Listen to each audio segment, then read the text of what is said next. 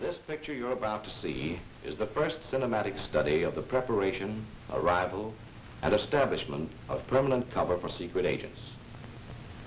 We are fortunate in having with us for this occasion Colonel Robertson, Chief of Schools and Training. Colonel, before we start the picture, perhaps you wouldn't mind saying a few words. All right, Lieutenant. I will make this short because I know that you are all just as anxious to see this movie as I am. I wish that it were possible for me to meet all of you men personally. But since it isn't, I'll take this opportunity to say hello and to tell you that I'm glad you're with us.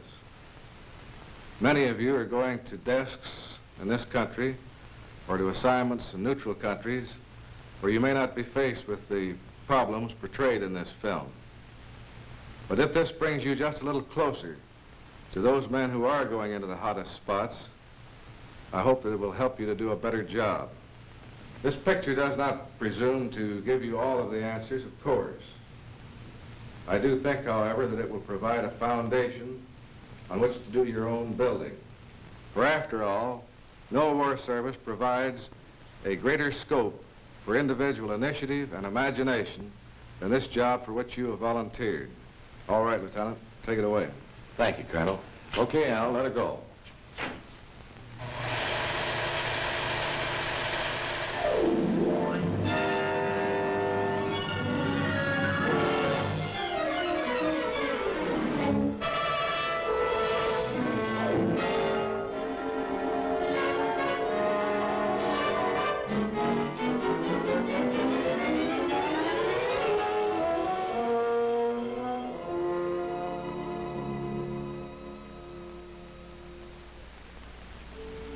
Yes, this is an undercover agent. At least the popular conception of how such a fellow looks and behaves. He is inconspicuous. He blends with his environment. He is, in short, the ideal agent from the enemy's point of view. He's just the kind of agent the enemy is waiting for with open arms. And for that reason, just the kind of agent you aren't going to be.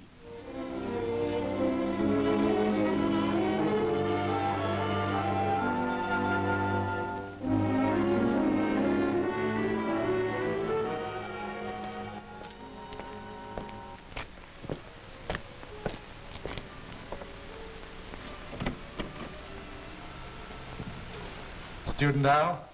Right. Seem to have made a good impression at the schools. Nice work. Thank you, sir. Pull up a chair. Cigarette? Thanks.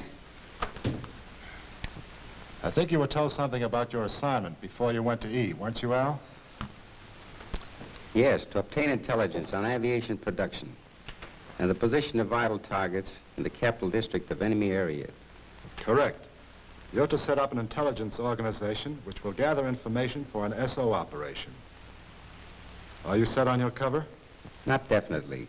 I've narrowed it down to two, either a government inspector or a chief mechanic. Government inspector. Better for a native agent than a planted one. And these days, when enemy area is using every available man under 50 in the Army, people might wonder what special pull you had. Anything that makes people ask questions, even innocent ones, is bad cover. Then you think the mechanic's the better bet? If you're a good mechanic. You know nothing will blow you quicker than not knowing your job. Well, I put in 7 years with General Motors, and with a little brushing up, I think I'd be all right. Mechanic in an airplane plant near the capital. That might be the ticket. We know they need good mechanics so badly now that it might not take you too long to establish good permanent cover. Now, if I could get a job on a night shift, I'd have plenty of time to devote to my hobby during the day. Good. I like the way you're thinking. Now go to work. The background's familiar to you. You'll be able to get the latest material at the farm. The most recent laws and local restrictions, even the latest slang our intelligence has picked up. Fine. I've already made up a list of things to check off. Good. If there's anything you don't get that you think you need, the door's always open. And by the way, I'll get right to work on those financial details for you. Hope to have that insurance for your family pushed through before you leave. That's very kind of you. No, it's not kind. It's my job to do everything I can to help you think about nothing but your job. Well, I'll let you know when I'm ready. Right.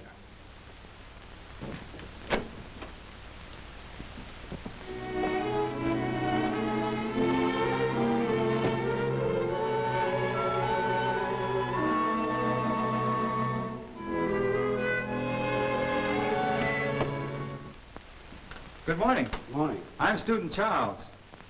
Lawyer, eh? Pretty good cover. Thank you. Sit down.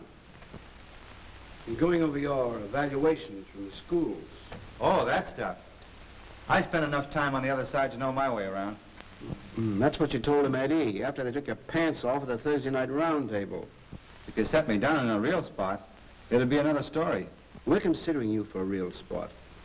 We're trying to establish a man in one of enemy area's chief seaports to observe the naval concentration there and to find out whether or not there's a submarine base in that vicinity. Now, you could do it if you went in with the right attitude. Look, if you think I've got the ability, don't worry about my attitude. Which port is it? El Porto. El Porto, my old stamping grounds. I could draw that coast with my eyes closed. Well, this job calls for you going in with your eyes open. Now, you know the locale all right. But that isn't enough to get by. Now, think it over and come back when you're ready to talk cover. I'm ready now. El Porto, let me see. I've got it. A fishing boat skipper. I've raced around there enough to know the channels by heart. Fishing has possibilities. And we have a lot of contacts with fishermen around there, you know, who could probably take care of you. Then it's all set. No, it's just something to consider now. And if it doesn't hurt your feelings, we'd like to bust you from skipper to an ordinary seaman. You know, every skipper is known to the shore patrol there, but if you were just a member of the crew, like the thousands of in every seaport, well, you might get by with it. Get by with it. I talk the language like a native. I know those waters better than most natives. How can I miss? Very easily. By going on like you've been going, by knowing all the answers before you even think of the questions. Now, we'll give you all the dope you require about this El Porto area, but just don't read it. Absorb it. Okay, if you want to waste time. But I tell you, I know El Porto like a book. Perhaps the enemy has added a couple of chapters since you've left. Aye, aye, sir.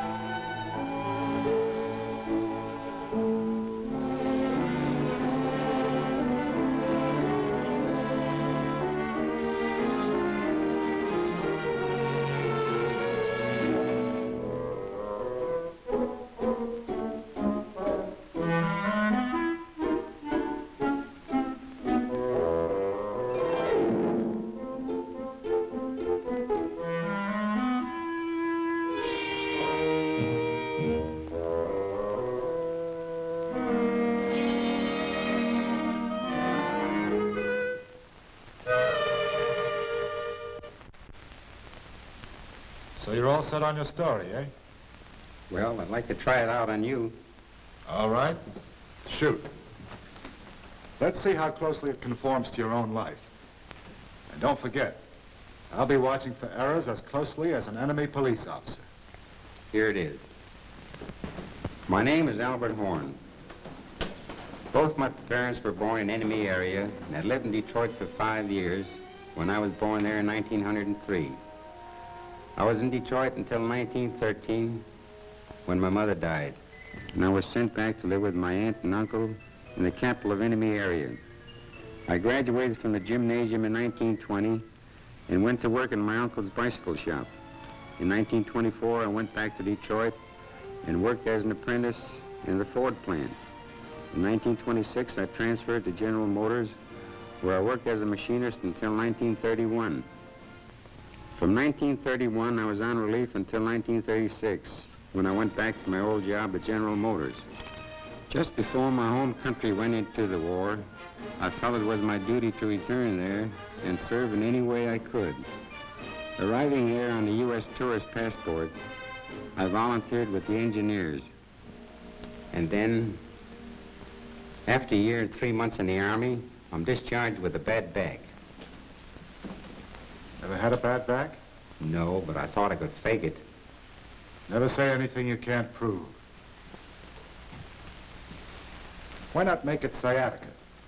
That's one ailment the best doctor in the world can't prove you haven't got. Okay, sciatica. I convalesced for a short time in the country at a friend's house. That will be the farmhouse you're taken to by the reception committee.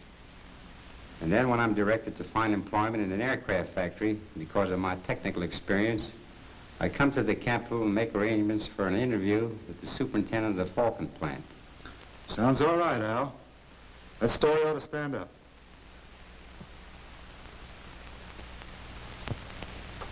It's a little blip, perhaps, but it isn't bad. Now, you talk a good fisherman. Now you've got to learn to be a good fisherman. The next thing in the agenda is a couple of weeks with a commercial fisherman on the Grand Banks. Won't I stink enough of fish on the other side without having to get a 2-week start? Fellow, it isn't a question of stinking like a fisherman, although that's important, too. You've got to know the ropes, literally, I mean. But I'm a fisherman from way back. Why, I landed the biggest sailfish ever caught in Mexican waters back in '33. 189 pounds. You can look it up in the record book. I'd rather read the records in your hands. Let me see your palms. Oh, you've got good calluses.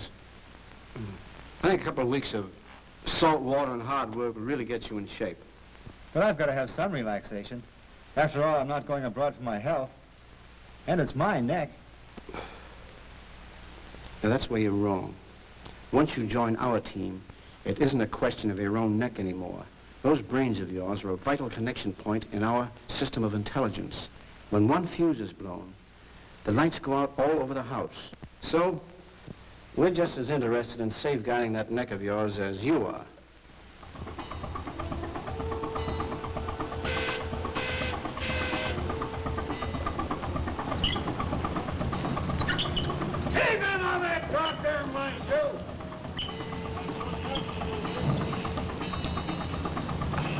Come on, cover us. Whether you're checked before you leave or on the other side, the principle is always the same. The most unimportant detail may be the most important. When you get your hair cut, be sure it's enemy area style. The hands must look as if they've done the work. Every scar must conform with your cover story.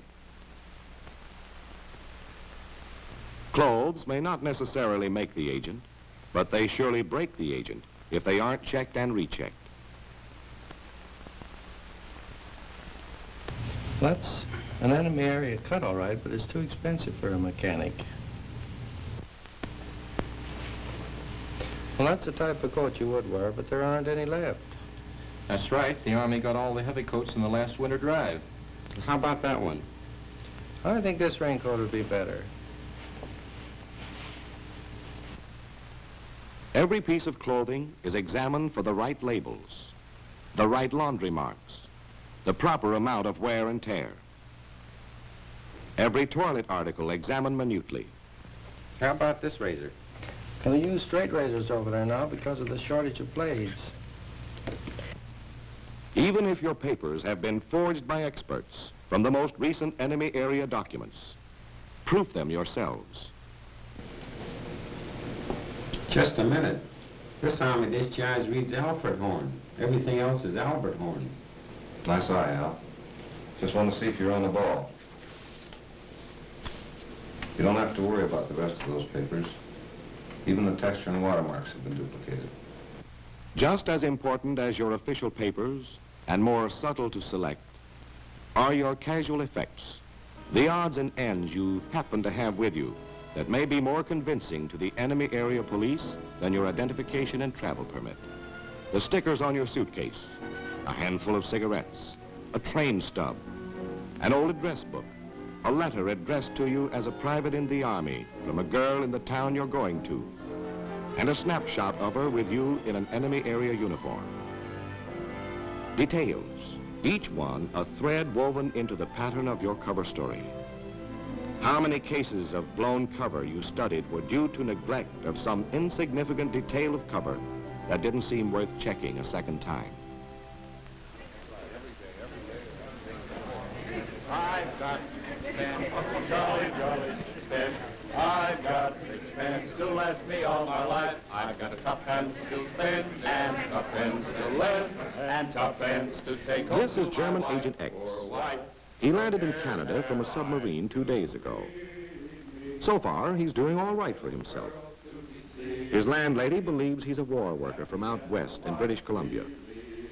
This afternoon, his forged papers and his convincing line got him a job in an aluminum plant. No wonder he feels like joining in the singing. On the silvery moon, happy is the day when we line up for our pay as we go rolling, rolling home. Say, that's not bad. Come on over and join us, will you? Thanks. Don't mind if I do. I got 4 pence, jolly, jolly 4 pence. I've got 4 pence to last me all my life. I've got 2 pence to spend and 2 pence to lend, and no pence to send home to my wife, a poor wife. No cares have. That's very funny. That's all I have another beer. Thanks, but it's getting late. I better be going. Oh, don't be a killjoy. We're just beginning to wet our whistles. I'd like to have another drink with you boys, but I gotta be on the job at the crack of dawn. Good night, fellas. Oh, we'll see you again. So long. What's the damage? That'll be $1.80, sir. That's easy. Keep the change. Thanks. Come again. Righto. Hey, will you look at this? What do you got there, Peg? One of those old bills the government called in before the war. Gee, I haven't seen one of these big fellas in a long time. Now, where the devil do you suppose he got this? Yes, Agent X was doing all right for himself until he passed an obsolete bill, 1/3 larger than the present issue. Months of preparation were nullified by insufficient attention to what seemed like an insignificant detail. Carelessness, conspicuousness, blown cover. That's the fatal triple play that put German Agent X out of the game.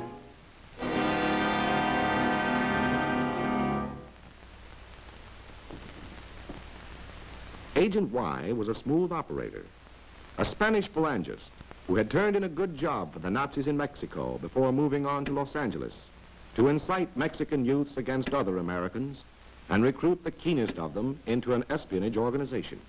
He has not been in Los Angeles long, but long enough to win friends and influence zoot suitors. Come on, kids. I got paid today. Have another shot. Brother, this tequila is murder. What the hell? The Army's getting you next week anyway. What have you got to lose? Just his stomach, that's all. Oye, muchacho. Ándale, another round. Another round? Are you kidding? You know what time it is? A las 12, the bar is closed. Here's $1 for yourself. Maybe that'll help keep the bar open for one more round. So, hey, you're really a killer, aren't you? Killer? What do you mean calling me a killer? Killer diller, trying to buy me off for a lousy buck.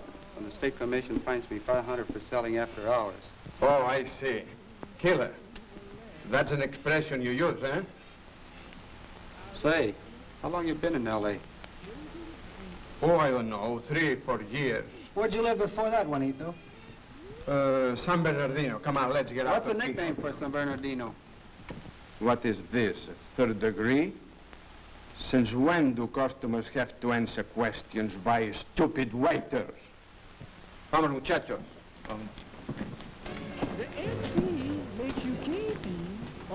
Everyone who lives there knows the nickname of San Bernardino, brother. San Bernardino. And anybody that never heard of a killer diller. The waiter was anti-phalangist and anti-Nazi. From that moment on, he kept his eyes on Senior Y. he began to notice other idiomatic slips. When his suspicions were passed over to the authorities, they were quickly confirmed. And the enemy lost a clever agent, but not quite clever enough to remember that even details of slang are a necessary part of his cover equipment. What firm did you say you worked for in Copenhagen? Helsingford Dairy Company. And what is your exact position with this company? I'm the assistant foreign branch manager in Germany. British Agent Z has made repeated trips to Germany under convincing commercial cover.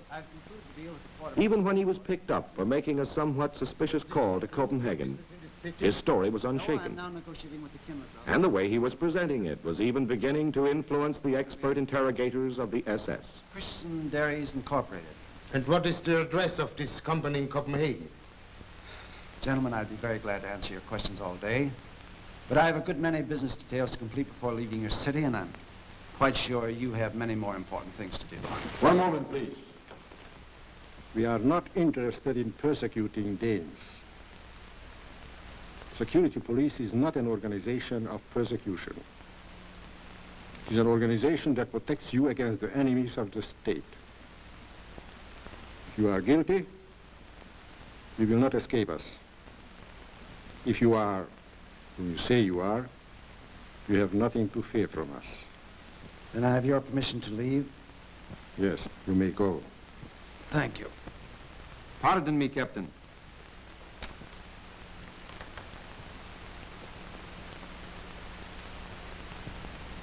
You see, hair grease. If my memory is correct, there has been no hair grease on the continent since the end of 1940. This is preposterous. Quiet. Have a sample of this hair grease, analyzed immediately. He will be kept in solitary confinement, pending the report from the laboratory. Come along.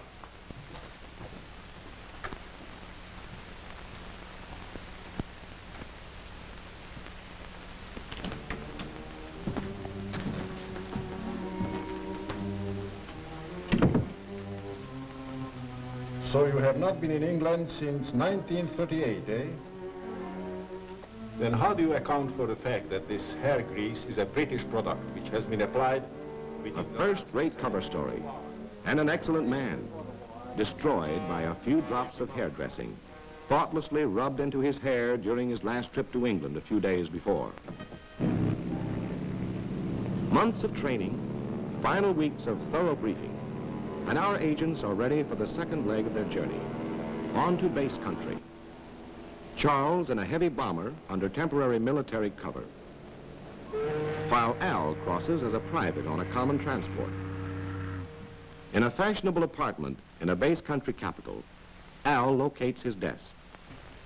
You seem pretty well prepared on the whole. We'll have a final briefing as soon as you lose your sea legs. Thank you. We picked up some of the latest changes in enemy area regulations that may alter your documentation a little. I wish they'd quit making new regulations every day. I'd sleep better. Well, from their point of view, they think they're being very clever.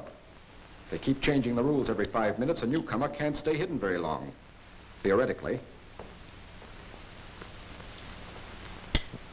But we found that by keeping our eyes open and using our heads, we can beat that game.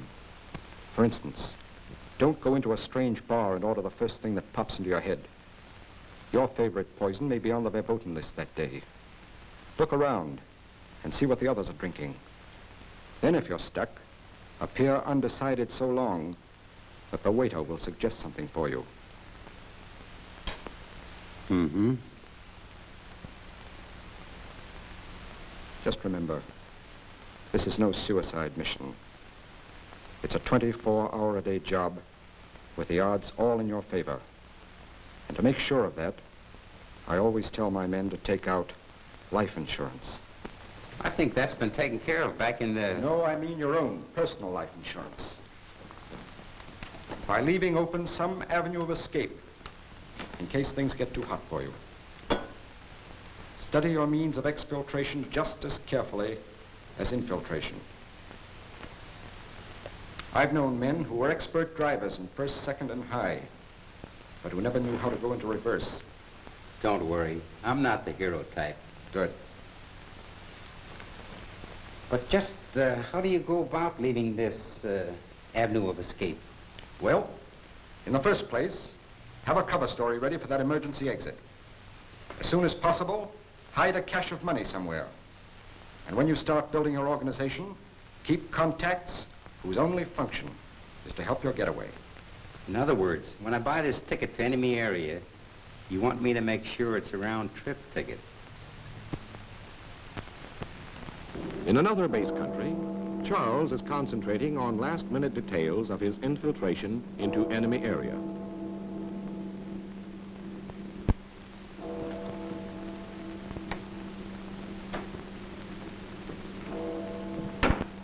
What's your name? Sanford. Sanford. It's a good thing I'm just your base country desk, not an enemy area plainclothesman. From now on, your name's Charles Santos. The next time you give your right name, you may find your interrogator just a little less cooperative. Christ, this is a hell of a way. Listen, there's less chance of having your sleep interrupted later on. You get to know your new name better than your old. Oh, it's practically second nature with me now. It's just that Tomorrow, you'd better concentrate on nothing but that name. Drink it. Eat it. Walk around with it until you know it well enough to come up with it out of a sound sleep. Okay, okay.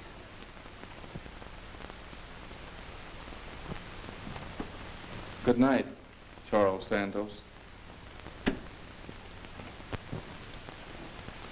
Now, there are 3 or 4 different ways we can send agents into enemy area. They can go overland, either overtly, under good legal cover, or covertly, sneaking across the border with the help of the underground.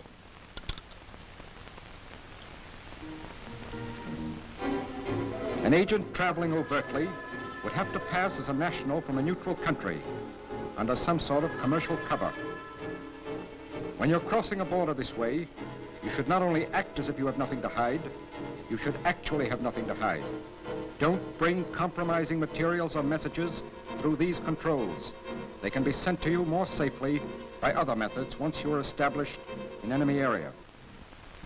If you're crossing the border covertly, as thousands are doing in Europe these days, don't carry a map with you. It's unhealthy, unless you carry it in your own head. Memorize the principal landmarks and the basic topography of the area you're entering until you can make your own model of the country on the sand table. If a guide is necessary, be sure you check his reliability. Members of the underground are your best bet. Professionals who charge you exorbitant prices are loyal to only one cause, money. The enemy may be just as bright as yours. Borders breed double agents who charge you $1,000 to lead you over the border, and being eminently fair, charge the enemy an equal amount to lead them to you.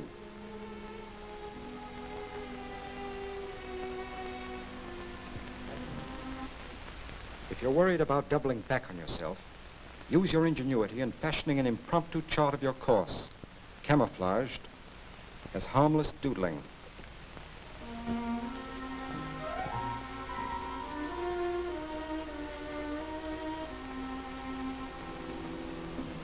After you've crossed the frontier, don't get overconfident about those border controls. You're in a 24-hour-a-day battle of wits, and the enemy has secret weapons of his own. Keep moving across country by a circuitous route. For the border isn't a black thread across the map. It's a strip at least 15 miles wide, infested with collaborationists, counter-espionage agents, and special police. Human landmines hidden among the native population to blast your cover.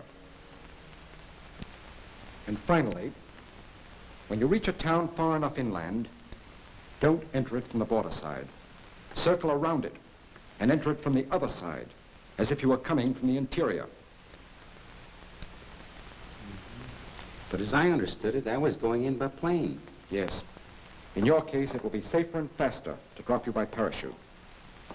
But we like our men to have a good working knowledge of other methods of penetration. How about these plane landings I've heard of?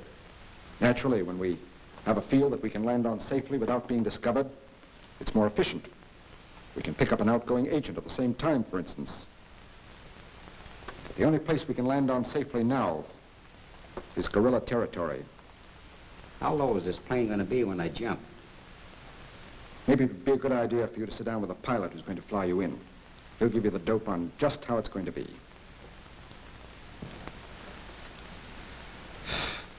And another thing, we never set a date until we're damn sure we found the right dropping point. Like this one we picked out for you, for instance. It's just about perfect. It's a level grassy space large enough to allow for adverse wind conditions. And it's far enough removed from trees and telegraph wires so that daylight won't find you hanging out there like an ornament on a Christmas tree.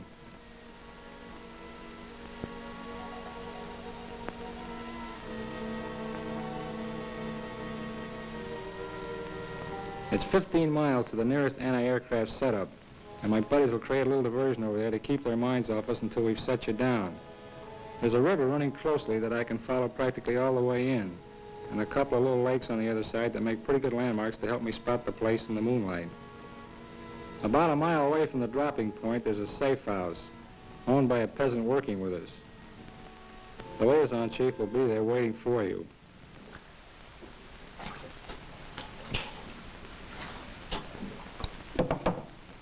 Everything's on schedule. How soon will they be here? 33 minutes. Take the radio out and bury it, Mary.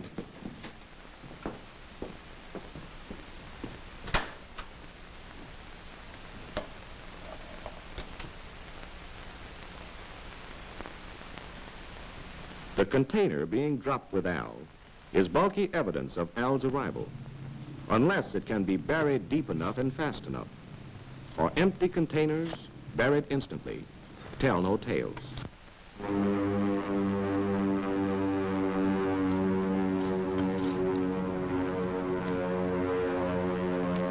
We're on time. Let's go.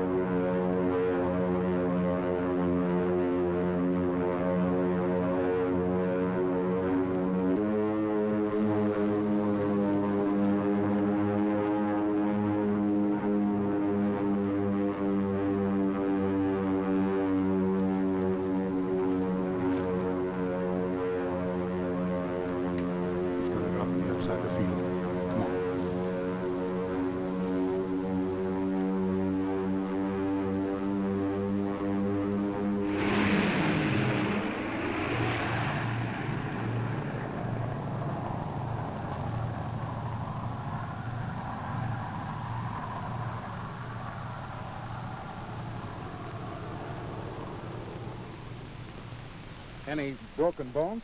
No, I think I made it all in one piece. Our friend's farm is up the hill there, just about a mile. Yeah. I'll show you the way. What about my gear? Don't worry, the boys will take care of it. Fine, let's go. While Al enjoys a much-needed rest, Charles employs another method of infiltration in reaching enemy area coast. A neutral fishing schooner and itinerant fisherman, both familiar sights to this waterfront town, provide the most natural sort of cover for Charles' arrival. Can you pick him out? No? I'm afraid the enemy area shore patrol could. It's that stroke of yours, Charles. Look around at the others. Short, jerky strokes. Not the most graceful in the world, but better adapted to choppy surfs and heavy boats. Now look at yours. Long, sweeping strokes. Where do you think you are, Charlie? Back in the dear old Harvard shell? Yes, just a detail.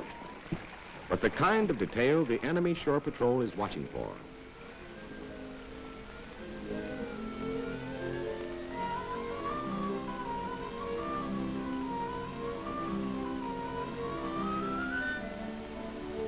Wait a minute there, Charles. How about that knot Don't tell me you've forgotten the fishermen here have their own particular method of tying up a boat. Keep your eyes open and your mind open, Charles. Otherwise, you're liable to tie that knot around your own neck. As soon as curfew is lifted, Al hits the road to the nearest railway terminal.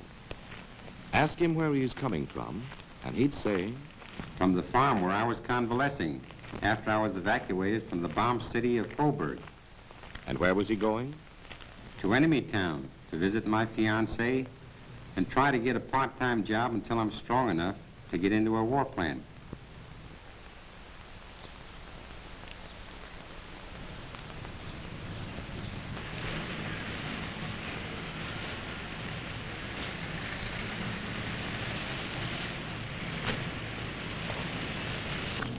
Oh boy, maybe I can get a hitch to the station. Wait a minute, Al. What did they tell you about cars in enemy area? 9 out of 10, they're state officials. Just the boys who might ask embarrassing questions. Better hoof it, brother. It's better to find a hole in your shoe than a hole in your cover.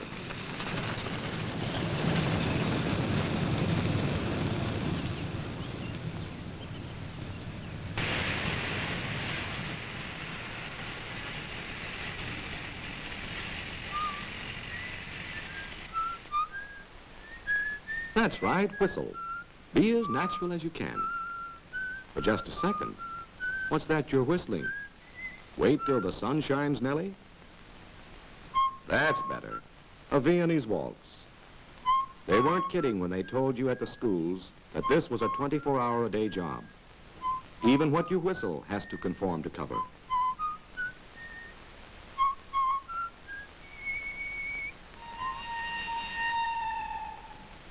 So far, so good, Al. You're not taking the bus because the police are watching the buses pretty carefully these days. Instead, as soon as enemy area restrictions allow daylight travel, you've located the first rural station in the opposite direction from the dropping point.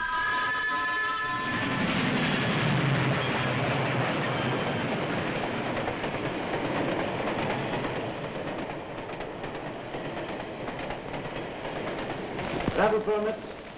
Let's see your travel permits.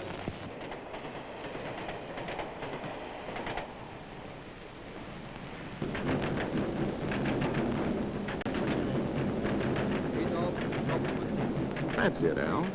Sit back and take this snap control in stride. You've left all compromising material behind to be sent to you later at a previously arranged address. And you know your temporary cover story for this trip holds water because you tested it for leaks at the farmhouse last night.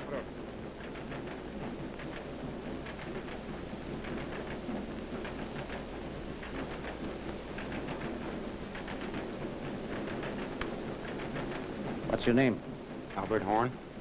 Where are you coming from? The farm near Coburg. A farm, huh? You don't look like a farmer. I'm not. I was evacuated after being bombed out of a hospital in Coburg. Oh. Where are you headed? Enemy Town. Sorry to ask you so many questions, but an unidentified plane flew over the neighborhood last night and we can't take any chances. Why are you going to Enemy Town? I can show you.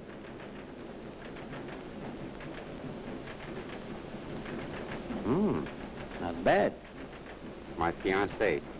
I wouldn't mind going to Enemy Town for that myself. Oh, it's my patriotic duty. Patriotic duty, huh? I wish all our patriotic duties could be so pleasant.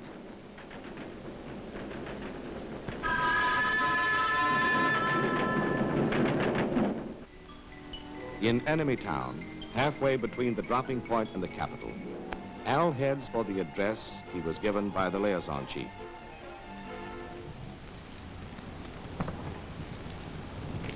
Mr. Durant? Yes? Someone told me you were looking for an assistant. An assistant? I could use an assistant.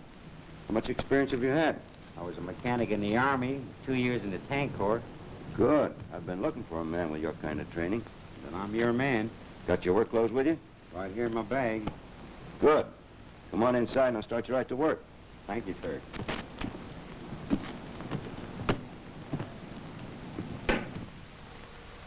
Over Over the noise of the machines, Duran gives Al the necessary instructions for the last leg of his journey to the capital.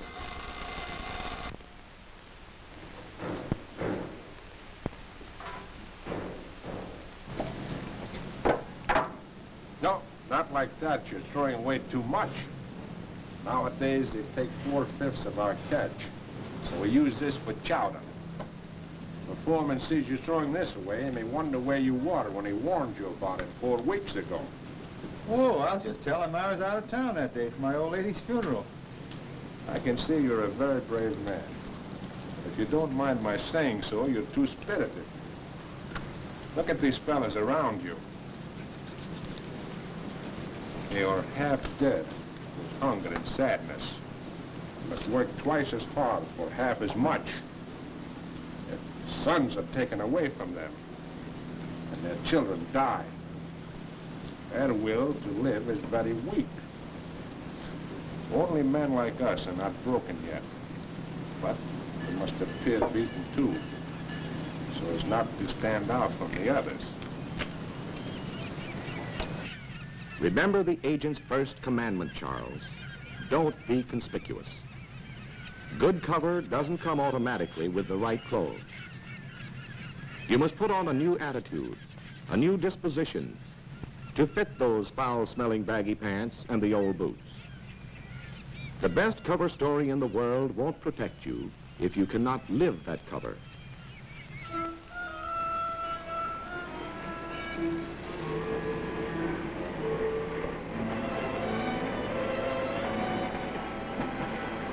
Now that Al has stayed with his friend in enemy town long enough to build up his recent past, he's ready to establish himself in the capital of the enemy area.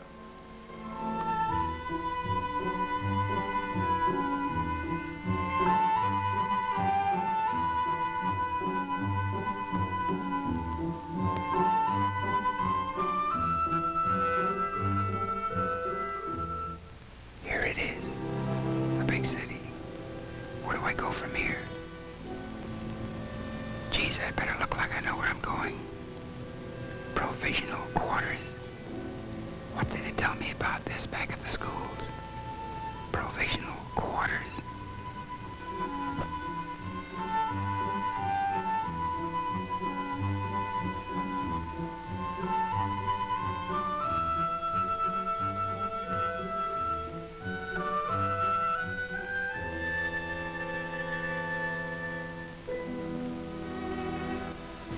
A big hotel. How about that? Lots of people. Easy to lose myself in there. Full of loose talk. Might get a chance to pick up a little info. But remember what we told you, Al. That's why informers like them, too. That's why the desk clerks, the maids, the waiters, and the bellboys are all on the payroll of the secret police. And how about conformity to cover? What's a mechanic doing at the best hotel?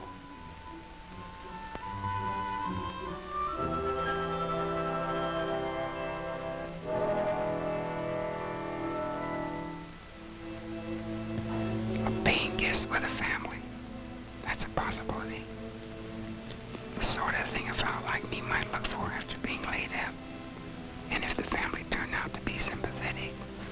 Boarding with a family is a good idea, if you know the family. If they're overly suspicious, it's too easy for them to keep tabs on you. And if they're overly friendly, they might restrict your movements too much. No, better keep on going, Al.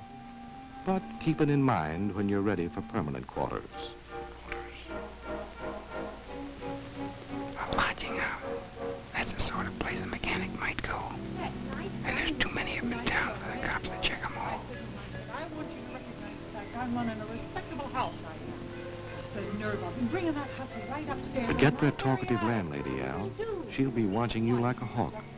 No matter how discreet you are, she'll find something to talk about. I run a respectable household, that's what I do. Well, of course. Anything like that going on. The very idea. I gave him a piece of my mind, I did.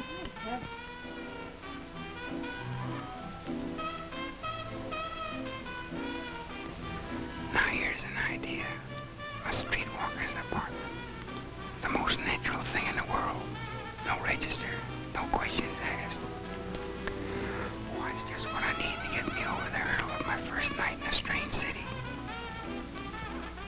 Sorry to spoil your fun, Al, but remember, every prostitute's an informer or a potential informer.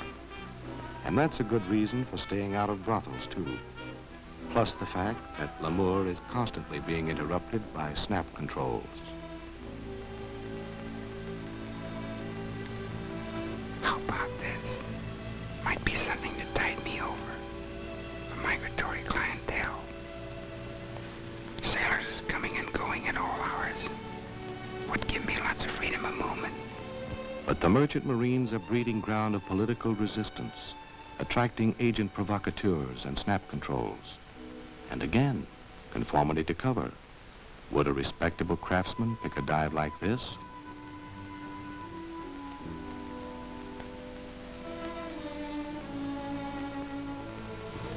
A medium-sized hotel. Not important enough to be headquarters for secret police. Not so small that I'll be watched too closely. And just about the right size for my economic status. This may do the trick. You can't find perfect security anywhere in town, Al. But this is probably your safest bet for the first few days. So you might as well go in and get some shut-eye. Meanwhile, we'll take a swing over to the coast and see how old friend Charles is getting along. Charles was supposed to spend 2 or 3 weeks in the fishing village where he landed, building up his recent past, before working his way up the coast toward El Porto. But 2 or 3 weeks to the average agent is just 2 or 3 days to Charles. After all, he's a fast worker. How about letting me walk you home after work? Some other time, maybe. When my boyfriend gets shipped out again. He's over there now. In the corner.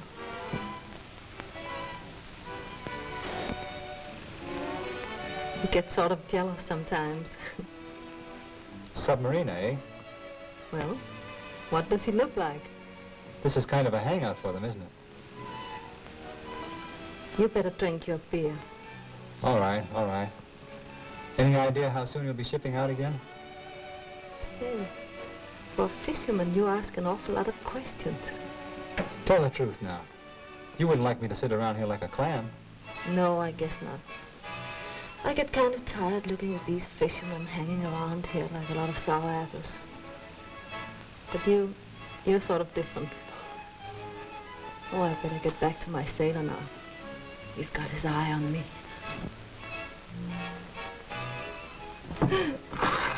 That's all right. You keep the change. Say, what do you catch out there? Goldfish? Here you are, Rudy. Another beer. No, it's all right. It's paid for. Out of that tip that fisherman left me. Tip, eh?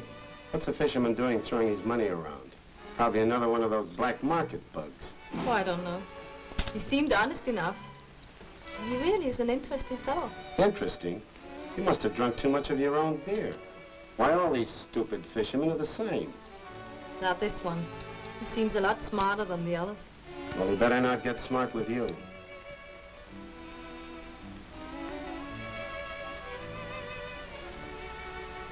Boy meets girl. If this were a Hollywood movie, that would be the beginning. But here in enemy area, it's much more likely to be the end.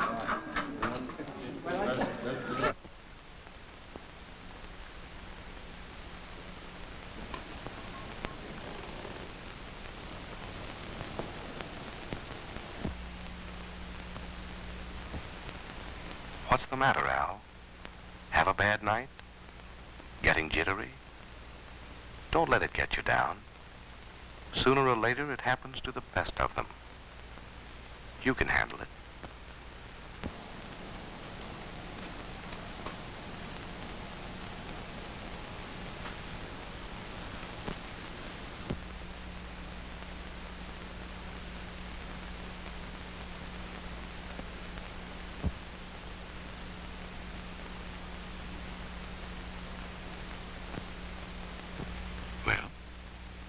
Why don't you start doing something about it? Nobody around here stays in his room all day unless he's sick or scared.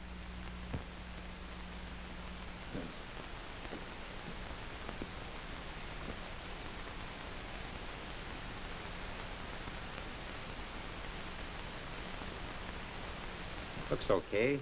Guess I'll go out and have a look around.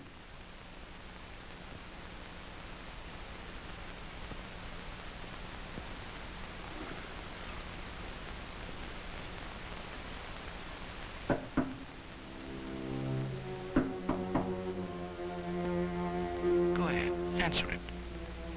It's probably nothing but the maid. Keep her waiting, and you start talk. Come in. Good morning, sir. May I clean your room now? Oh, why, sure. I was just getting ready to go out. Well, it was a little better last night, wasn't it, sir? But I hear they knocked out a ball bearing factory on the outskirts. Well, that's a shame. Yes, the way things are going, they'll need every man in the country now. Do you work here in town, sir? Well, I got a job at the Falcon plant. The Falcon plant? Why, that's where my cousin works. What department are you in? I mean, I've got an appointment for a job at the Falcon plant. Oh, good for you. I hear they're taking on a lot of men these days. See, it's quite a bus ride out there. I better be going. Well, good luck to you, sir. Thank you.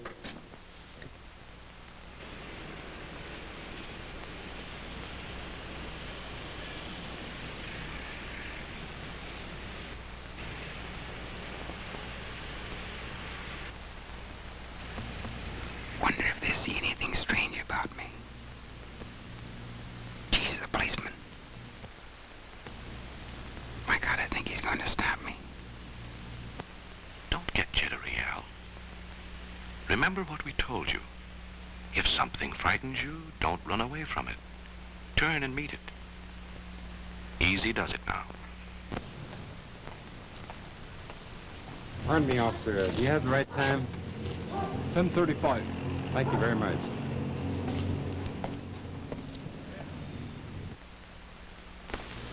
Now, what's so hard about that? My first morning in town and a copy's out of my hand. Why, I'll be operating before I know it.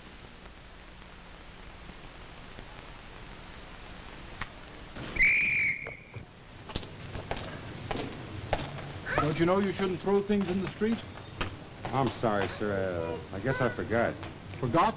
With signs all over town warning you against it? Let me see your identification card.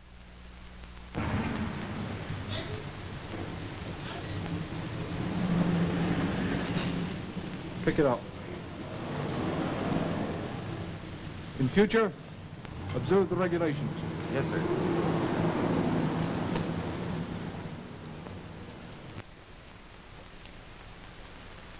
Operating before you know it. Blown before you know it, you mean? That's right, Al.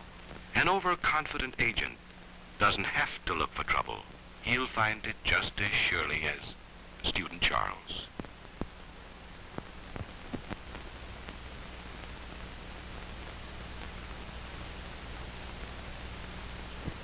All set to make sensational disclosures. The goddamned idiot, what the hell's he trying to do? Show off? El Porter's a pretty vital spot. He ought to have his brains examined. If he has any left after the enemy secret police get through with him.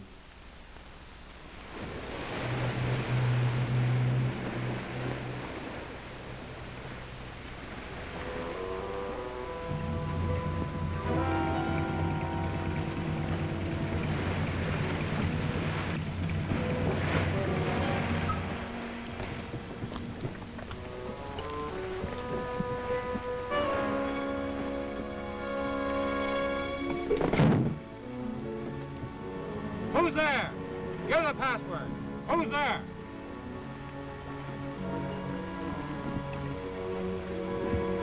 Halt!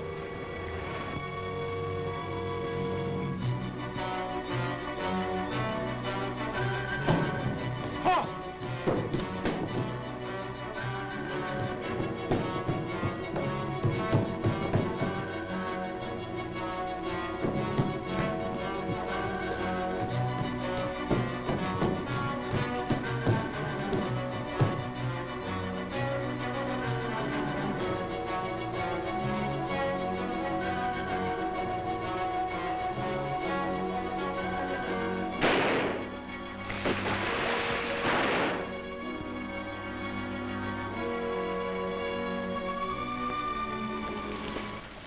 Let's see. Weren't you the fellow who didn't have to study up because he knew this spot by heart? Look at you, soaking wet, out of breath, in danger of your life. If you were a good agent, instead of just a daring one, you'd be home in bed like any other respectable member of enemy area society. Well, your papers seem to be in order. Like any other respectable member of enemy area society, Al gets a war production job. Report to the East Gate on the night shift. Thank you, sir. Moves in with a private family. Makes friends with his fellow workers. Attends the government labor rallies. Listens faithfully to all official broadcasts.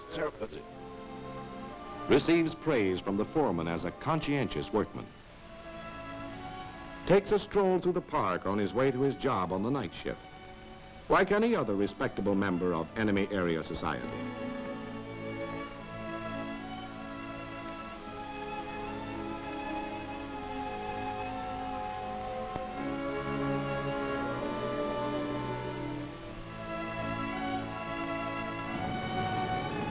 Mind if I look at your paper? Help yourself. Thanks.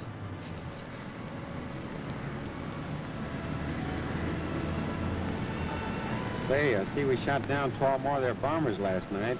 Yeah, the situation seems to be improving. I hope so. These last few weeks have been pretty tough. Yeah. Want to take a look at the sport page? Thanks.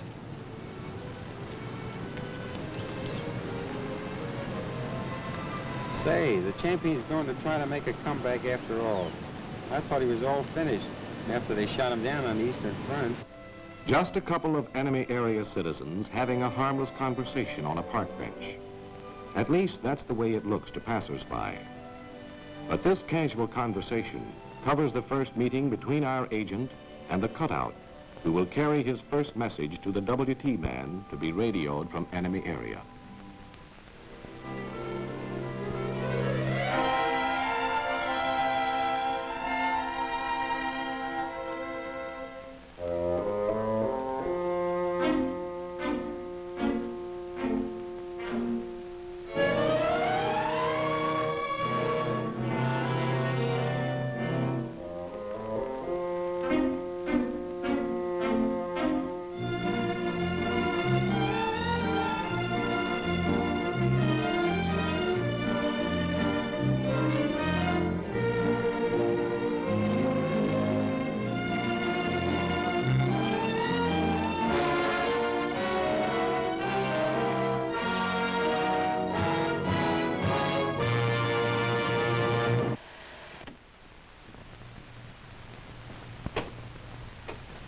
Well, that's it.